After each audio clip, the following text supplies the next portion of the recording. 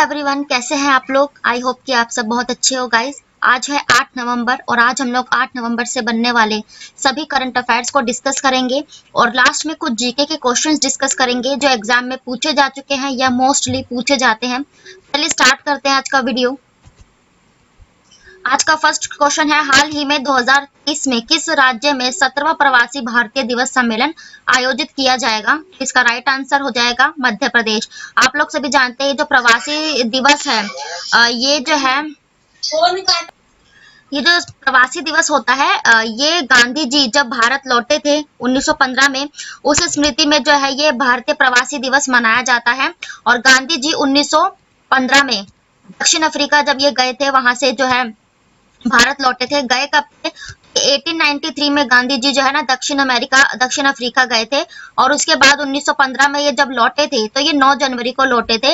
इसी के चलते 8 से 10 जनवरी 2023 को मध्य प्रदेश के इंदौर में, जिसमें गुआना के राष्ट्रपति मोहम्मद इरफान अली मुख्य अतिथि रहेंगे। मतलब यहाँ पर गुआना यह भी अफ्रीका का देश है, क्योंकि जो गांधी जी को अफ्रीका के देश के लोग भी बहुत मानते हैं। आप लोगों को पता है वहां पर उन्होंने रंग भेद की नीति के लिए आंदोलन किया था, तो इसलिए वहां के गेस्ट होंगे गुआना के राष्ट्रपति। और जो है 8 जनवरी से 10 जनवरी तक इस समारोह का आयोजन किया जाएगा। और दक्षिण अफ्रीका में उन्होंने रंग भेद की नीति करी थी, इसी के चलते वैसे तो 9 जनवरी को ये मनाया जाता है प्रवासी दिवस, लेकिन जो है ना एक दिन पहले और एक दिन बाद तक 8 से 10 तक ये जो है मनाया जाएगा भारतीय प्रवासी दिवस। मध्य प्रदेश की बात आई है तो मध्य प्रदेश की राजधानी है भोपाल और शिवराज सिंह चौहान यहाँ के मुख्यमंत्री हो जाएंगे। और अभी हाल ही में इससे रिलेटेड ये करंट अफेयर्स था कि जो एमबीबीएस की पढ़ाई जो है फ्री में हिंदी में प्रोवाइड करने वाला पहला राज्य है, ये मध्य प्रदेश ही बन गया था। ठीक है, अदर ऑप्शंस अगर डिस्कस करें, यहाँ हाल ही में कौन सा आयोजन हुए।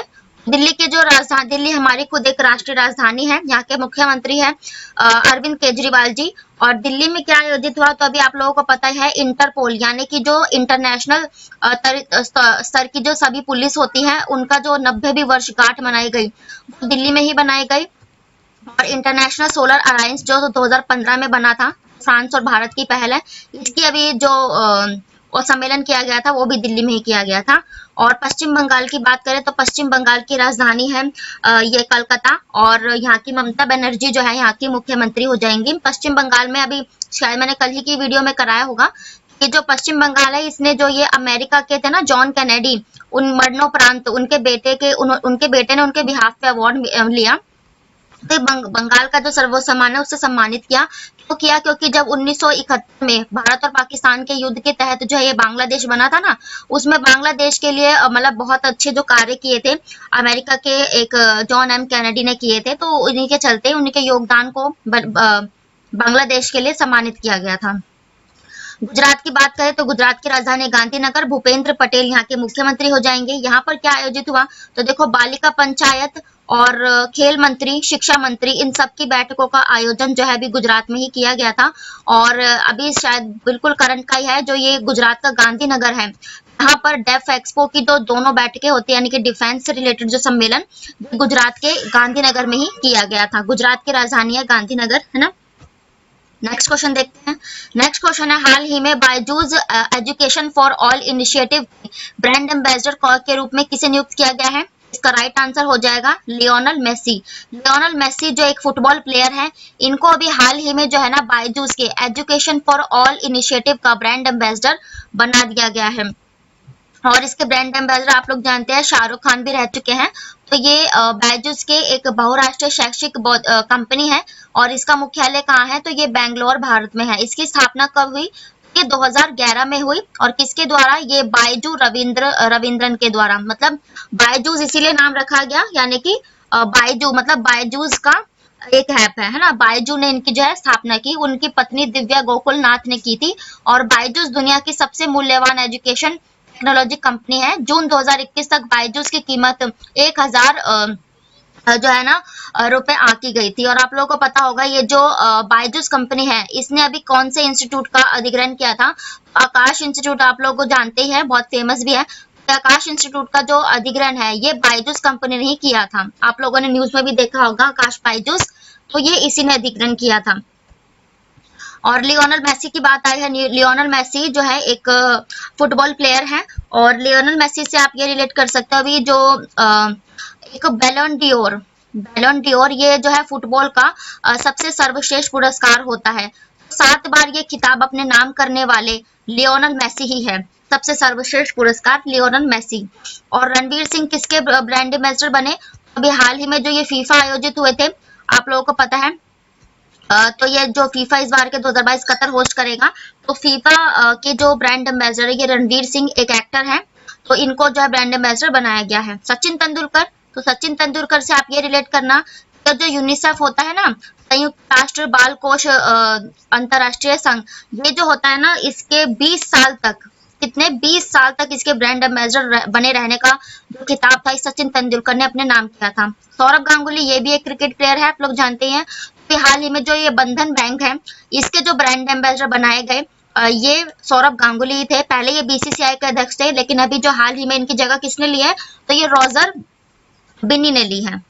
नेक्स्ट क्वेश्चन है, हाल ही में किस राज्य में दुनिया की सबसे बड़ी पांडुलिपि हस्तलिखित लाइब्रेरी बनाई जा रही है? इसका राइट आंसर हो जाएगा गुजरात। आप लोग पांडुलिपि जानते हैं, जो ये हमारे वेद वगैरह होते थे, हस्तलिखित जो पहले की लिपियां थी, उसी को जो पांडुलिपि कहते थे। तो इसका जो अभी सबसे बड़ी लाइब्रेरी बनाई जा रही है भारत की, वो गुजरात में। गुजरात का डिस्कशन हम कर चुके हैं। मुख्यमंत्री भूपेंद्र पटेल, राजधानी है गांधीनगर। और गुजरात से अभी आप लोग ये रिलेट करना, गुजरात में नरेंद्र मोदी जी ने इसके अहमदाबाद जो साबरमती नदी के किनारे बसा है, अहमदाबाद में अटल ब्रिज का निर्माण भी, जो उद्घाटन है, ये नरेंद्र मोदी जी ने करवाया था पैदल यात्रियों के लिए। और अदर ऑप्शंस भी हम इसी चीजों से रिलेट करेंगे कि जो पुरानी सभ्यताओं या इसी से रिलेटेड हो। देखो जो हरियाणा है, इसमें कुछ महीने 2-3 महीने हुए हैं, उसमें पहले जो है हरियाणा में क्या बनाया गया था, तो आप लोग जानते हैं हड़प्पा सभ्यता का एक राखीगढ़ आपने पढ़ा होगा। तो राखीगढ़ से संबंधित जो सबसे बड़ा जो संग्रहालय बनाया गया, ये भी सिंधु हड़प्पा सभ्यता का, तो ये हरियाणा में बनाया गया था।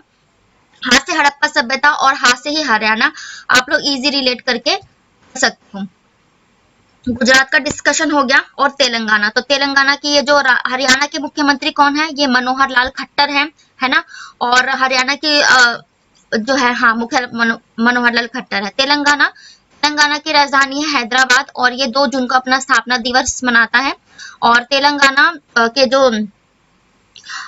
में आप ये रिलेट करना कि जो एक मेडिटेशन सेंटर, मेडिटेशन आप लोगों को पता ही होगा, ध्यान करना, तो सबसे बड़ा जो मेडिटेशन सेंटर बनने जा रहा है, ये तेलंगाना में ही बनने जा रहा है। उत्तर प्रदेश में अभी हाल ही में क्या बना है, तो देखो उत्तर प्रदेश की राजधानी है लखनऊ, यहाँ के मुख्यमंत्री है योगी आदित्यनाथ जी।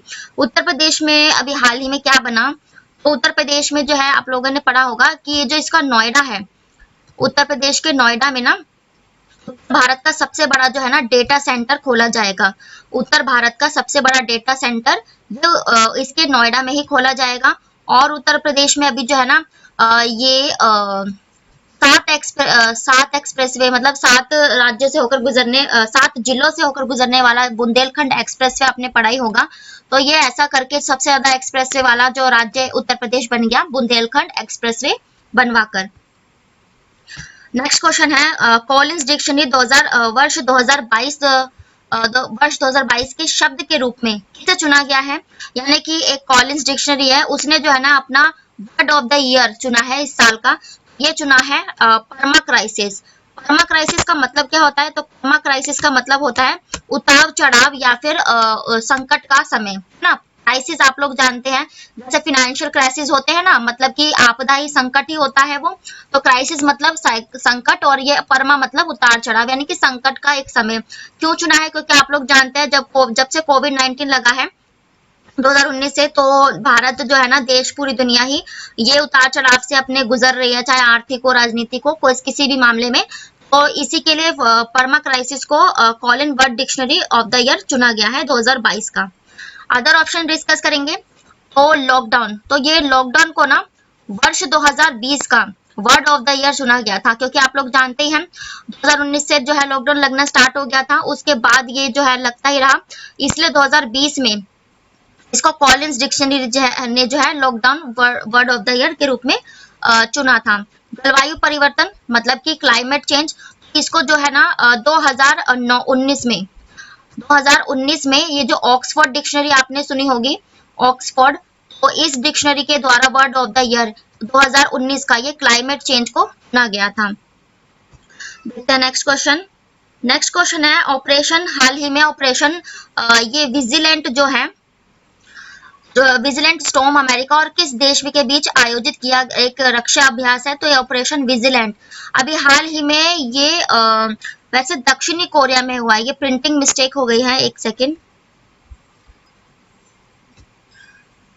ये अभ्यास इसने साउथ कोरिया यानी कि दक्षिणी कोरिया के साथ किया है, और अमेरिका और दक्षिणी कोरिया के साथ विजिलेंट स्टॉर्म का, दोनों के ही जो प्रधानमंत्री है इसमें सम्मिलित हुए। ठीक है, विजिलेंट स्टॉर्म के साथ करीब 1600 उड़ान भरने वाले 240 से अधिक विमान अभ्यास में हिस्सा लेंगे, मतलब 1600 से ज्यादा उड़ान भरने वाले होंगे और 240 से ज्यादा अधिक विमान होंगे, जिसमें अमेरिका F-30B स्टील्थ लड़ाकू विमान भी शामिल है। और दक्षिणी कोरिया अपने वार्षिक होगुक फील्ड परीक्षण अभ्यास को संपन्न करने के कुछ ही दिनों बाद सतर्क तूफान आया है। शुक्रवार को उत्तरी कोरिया में जापान सागर में कम दूरी की 2 बैलिस्टिक मिसाइल भी दागी गई, ठीक है, उत्तरी कोरिया में। तो इसी के चलते ये जो उत्तरी कोरिया है ना, आप लोगों को पता है ये उत्तरी कोरिया, चाइना, पाकिस्तान, ये सब जो है ना ये एंटी सोशल कंट्रीज जो जिन्हें कह सकते हैं, ये वो है।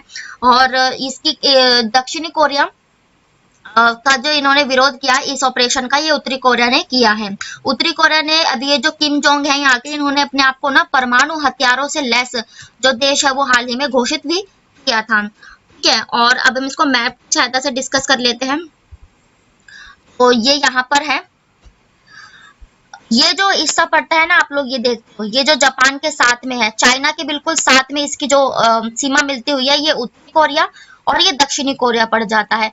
ये जो है ना अभ्यास, ये यूनाइटेड स्टेट्स ऑफ अमेरिका, ये अमेरिका और यहाँ से ये जो दक्षिणी कोरिया है इन्होंने मिलकर किया है, और जापान बिल्कुल इनके साथ में ही है ना। तो ये उत्तरी कोरिया की लोकेशन है, और अमेरिका यहाँ पर यूनाइटेड स्टेट्स में अमेरिका है ना।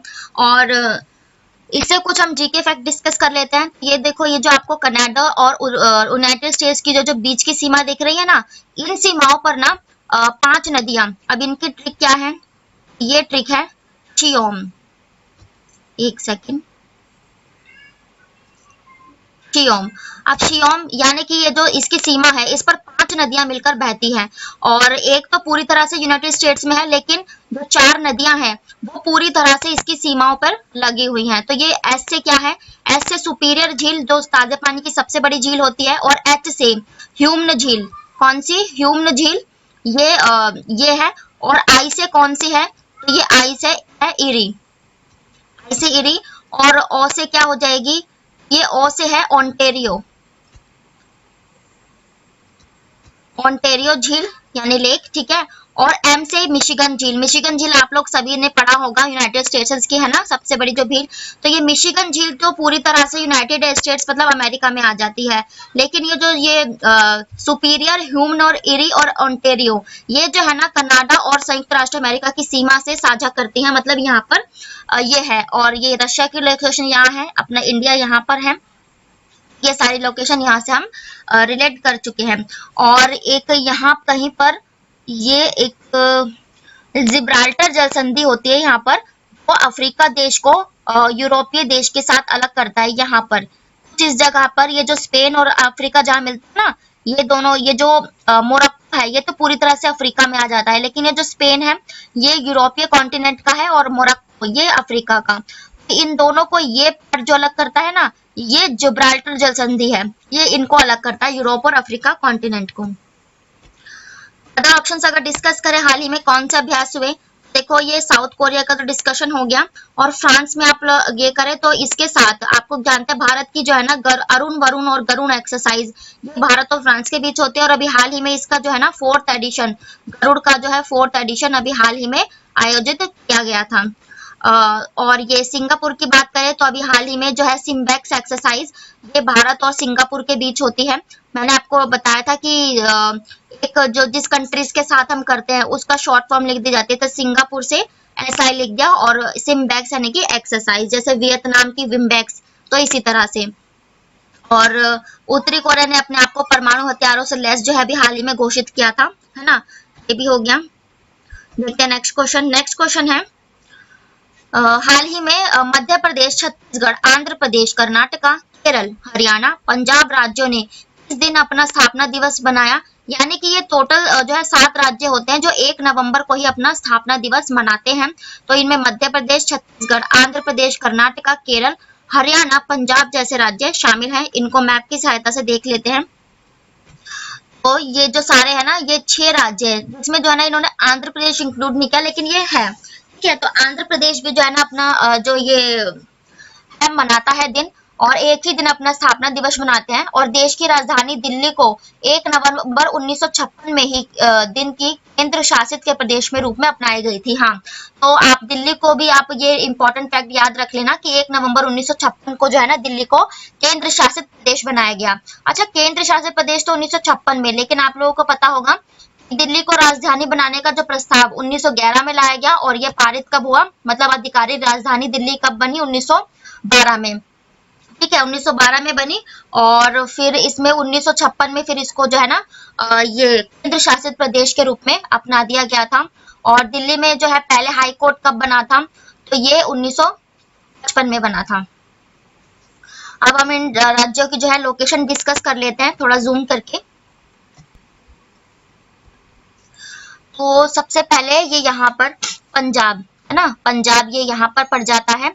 और फिर है ये कौन सा, पंजाब, हरियाणा, ठीक है, और मध्य प्रदेश, आंध्र प्रदेश, कर्नाटका, केरला, और कौन सा है, छत्तीसगढ़। यहाँ छत्तीसगढ़ की लोकेशन है। 1 2 3 4 5 6 7, ये टोटल 7 राज्य हो गए।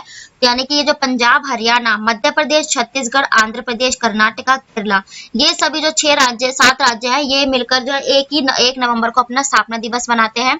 और ये जो है हमारे पड़ोसी देश, ये देख सकते हो आप, ये म्यांमार है ना, यहाँ से सीमा साझा कर रहे हैं। और इसमें से मैंने आपको बताया था कि इतना जो ये पोर्शन है ना, यहाँ से असम से लेकर, और ये जो इतना पोर्शन है, ये 7 सिस्टर्स कहलाती हैं उत्तर पूर्वी राज्य की, सात भगनी कहते हैं। इसमें कौन कौन शामिल है, तो ये असम हो गया, और उसके बाद अरुणाचल प्रदेश, नागालैंड, और ये मणिपुर, एज मिजोरम, ये त्रिपुरा और मेघालय, ठीक है, त्रिपुरा मेघालय, ये 7 राज्य मिलकर सतभगनी कहलाते हैं। सिक्किम पूर्वी राज्य तो है, लेकिन ये जो है ना आप देख सकते हैं भूटान की सीमा जो है इनको जो है ना इन राज्य से अलग करती है, और नीचे से पश्चिम बंगाल, इसलिए ये शामिल नहीं है। ये इधर का जो जितना एरिया 7 सिस्टर यानी कि 7 भगनी के रूप में जाना जाता है। और पूछा जाता है कि पाकिस्तान से हमारे कितनी देश की सीमा, राज्यों की सीमा लगती है, तो ये देख रहे हो आप, गुजरात, ये यहाँ से ये जो सीमा है, टोटल 4 राज्य, देखो जम्मू कश्मीर, पंजाब, और ये यहाँ पे राजस्थान और गुजरात, इनकी सीमा जो है ना पाकिस्तान से, हमारी कंट्री है इससे लगती है। श्रीलंका कुछ यहाँ पर है, और यहाँ पर आप लोग पाक जल संधि जानते हैं जो भारत और श्रीलंका को जो अलग करती है, मालदीव्स और ये लक्षद्वीप, ये सब इंडियन ओशन ये हो जाएगा। अदर ऑप्शन अगर डिस्कस करें तो 5 नवंबर को क्या मनाया गया, तो 5 नवंबर को जो है ना विश्व सुनामी जागरूकता दिवस। सुनामी को हम लोग ऐसे लिखते हैं ना, टी सुनामी करके, तो सुनामी हाँ, सुनामी जागरूकता दिवस जो मनाया गया, ये 5 नवंबर को मनाया गया। 31 अक्टूबर को अभी हाल ही में हमने सरदार वल्लभ भाई पटेल की जो जयंती मनाई 147 की, स्टैच्यू ऑफ यूनिटी जिसे जिनकी प्रतिमा है, और ये 182 मीटर ऊंची है। तो ये अभी हमने 31 अक्टूबर को मनाया है। 15 अक्टूबर को क्या मनाया, तो डॉक्टर एपीजे अब्दुल कलाम की स्मृति में जो वर्ल्ड स्टूडेंट डे होता है, यानी कि विश्व छात्र दिवस, जो हमने 15 अक्टूबर को मनाया था। नेक्स्ट क्वेश्चन देखते हैं। नेक्स्ट क्वेश्चन है युद्ध और संघर्ष के कारण पर्यावरण को रोकने के लिए अंतरराष्ट्रीय दिवस कब मनाया जाता है। और ये मोस्ट इंपॉर्टेंट है, क्योंकि आप लोग जानते हैं इस समय जो युद्ध और रूस और यूक्रेन के बीच यह युद्ध एक तरह से पूरे देश ही संघर्ष का सामना कर रहा है। हर तरफ जो है कुछ ना कुछ युद्ध के ही मामले, परीक्षण, ये सब सामने आते हैं, इसलिए ये इंपॉर्टेंट हो जाता है। तो इसका राइट आंसर हो जाएगा 6 नवंबर। 6 नवंबर को युद्ध और संघर्ष के कारण पर्यावरण को जो हानि होती है उसे रोकने के लिए अंतर्राष्ट्रीय दिवस मनाया जाता है। 8 अक्टूबर को हमने क्या मनाया, 8 अक्टूबर को हमारा जो ये एयर फोर्स होती है ना, इंडियन एयर फोर्स, जिसकी स्थापना कब हुई थी, ये 1932 में हुई थी। और जब ये ब्रिटिश काल में थी तो इसे रॉयल कहा जाता था। उसके बाद 1950 में इसको जो है ना, जब आजादी के बाद 1950 में इंडियन एयरफोर्स नाम दे दिया गया। 27 अक्टूबर को हमने क्या मनाया, तो ये 27 अक्टूबर को हमने मनाया था 76वां 76 जो शौर्य दिवस मनाया था। ये थल सेना और वायु सेना का मर्ज सम्मेलन था। 76वां शौर्य दिवस ये 27 अक्टूबर को, और ये 28 है। 28 अक्टूबर से 28 नहीं, हम ये 29 अक्टूबर ले लेते हैं। 29 अक्टूबर को क्या बनाया गया, तो वर्ल्ड इंटरनेट डे। ये कब मनाया गया, ये मनाया गया 29 अक्टूबर को। और भारत में इंटरनेट कौन लाया था, तो ये ब्रिजेंद्र सिंगल लाए थे। मैंने आपको ट्रिक भी बताई थी, सिंगल और सिग्नल, है ना, ब्रिजेंद्र सिंगल। ये दिवस जो है international for preventing the exploitation of the environment in war and armed conflict, यानी कि जितने भी जो आर्मी वगैरह से जो सम्मिलित हैं, परमाणु फेंकते हैं या बम वगैरह जो आजकल फेंके जा रहे हैं, तो उन्हीं के प्रिवेंशन के लिए international day for preventing the environment in war ये मनाया जाता है 6 नवंबर को।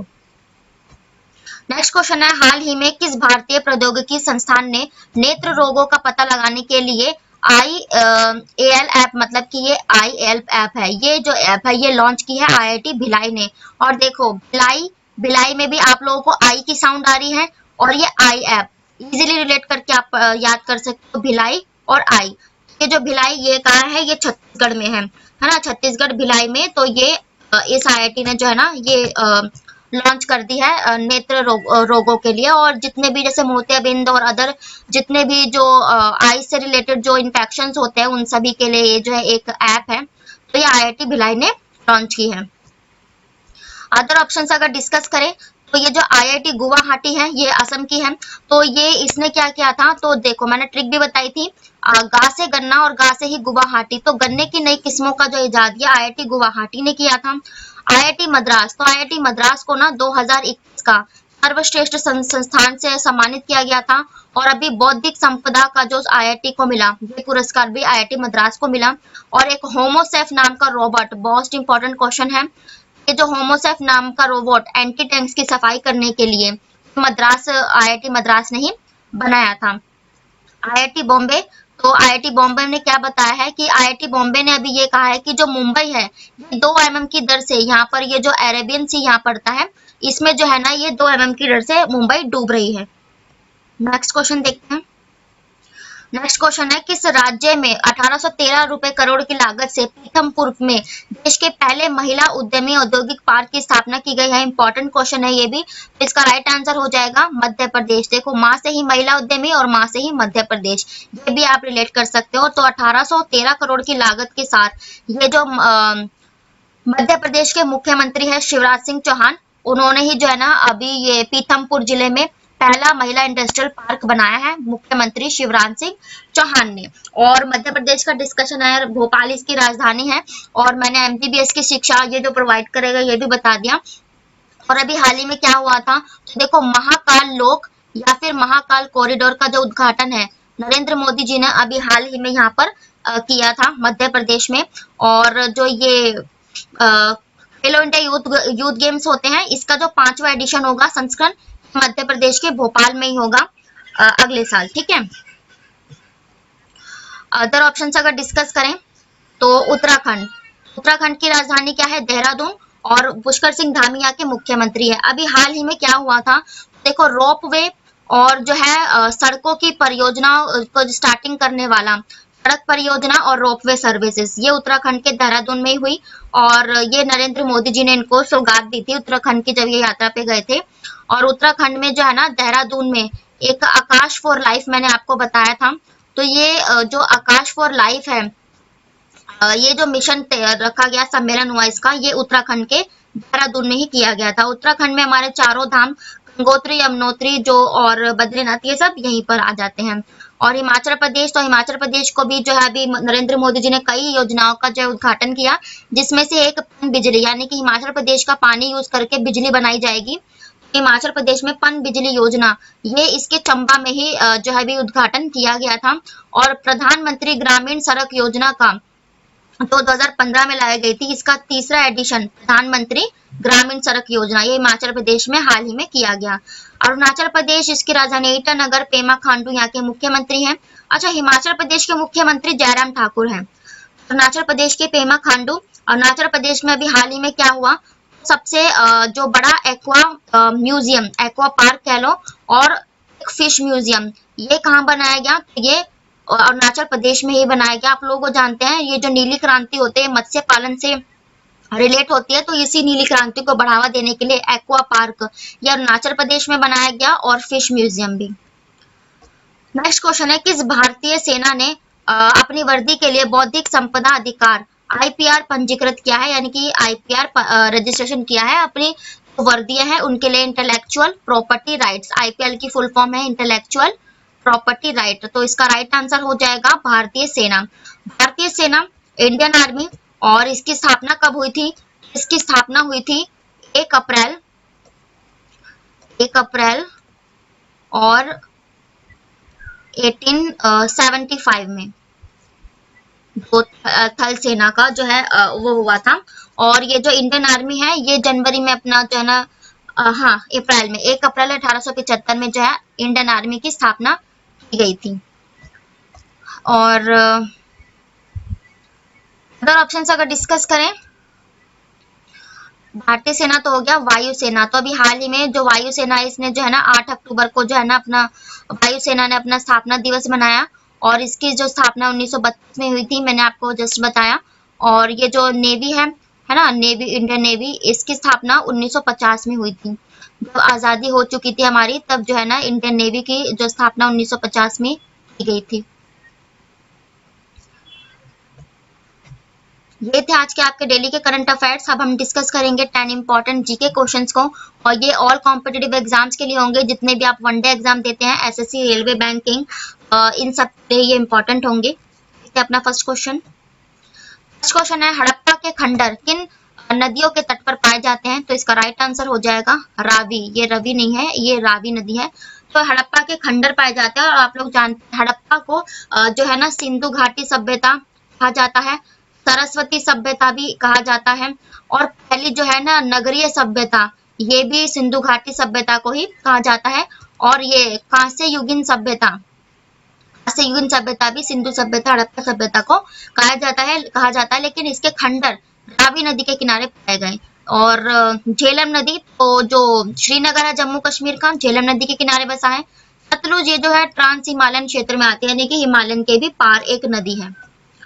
और नेक्स्ट क्वेश्चन है, प्राक्कलन समिति में कितने सदस्य हैं, तो इसका राइट आंसर हो जाएगा 30। प्राक्कलन समिति ये जो लोकसभा से जितने भी रिलेटेड जो पहलू होते हैं वो इसी में होते हैं, प्राक्कलन समिति में, और इसके 30 सदस्य होते हैं। अच्छा, एक मैंने आपको बताया होगा कैग होता है, यानी कि कंट्रोलर ऑडिटर जनरल, इसके ना टोटल 15 सदस्य होते हैं, जिसमें से ये जो 7 हैं ये लोकसभा के होते हैं, और 5 इसमें जो है राज्यसभा के होते हैं, कैग के। नेक्स्ट क्वेश्चन है, किस राज्य में विधायिका का दूसरा सदन नहीं है, यानी कि आप लोगों को पता है कि ये जो विधानमंडल के 2 सदन होते हैं ना, विधान परिषद और विधानसभा, तो ये ना हर राज्यों में नहीं है, ये सिर्फ 6 राज्यों में है। वैसे तो इसका राइट आंसर हो जाएगा तमिलनाडु, कि तमिलनाडु में विधायिका का दूसरा सदन नहीं है। विधान परिषद, विधानसभा, ये इसके 2 पार्ट है। तो ये 6 राज्य कौन से हो जाएंगे, तो देखो पहले तो यूपी, फिर बिहार, उसके बाद महाराष्ट्र, फिर साउथ के कौन से हैं, तो ये आंध्र प्रदेश, कर्नाटका और तेलंगाना।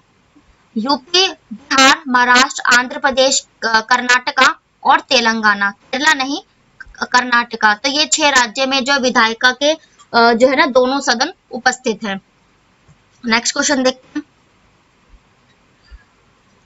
नेक्स्ट क्वेश्चन है, भारतीय पुरातत्व के जनक के रूप में किसे जाना जाता है, यानी कि जो आर्कियोलॉजी होती है ना, जो पुरानी चीजों की पुरातत्व विज्ञान होता है उनकी खोजें करती हैं, तो जॉन मार्शल को ही जो है ना पुरातत्व विज्ञान का जनक कहते हैं। जेम्स प्रिंसप, इन्होंने जो है ना सबसे पहले ये जो अशोक जो स्तंभ थे ना, अशोक ने जितने भी जो शिलालेख या ये सब बनाए, इन सब की खोज जेम्स प्रिंसप ने की थी सबसे पहले।